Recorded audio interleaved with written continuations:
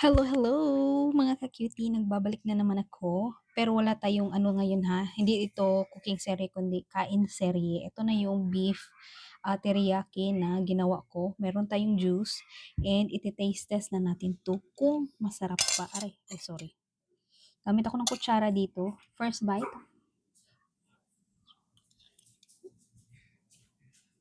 Mmm, good. Medyo matamis-tamis siya. Kaunti. Nilagyan ko pala to ng sugar.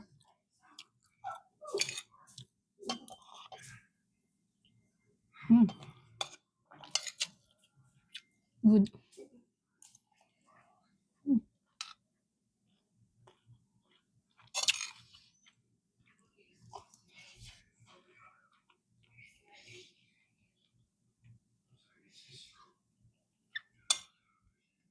Really good. Mainit pa. Bang sarap. Mm. Siyempre may rice, no? Mm.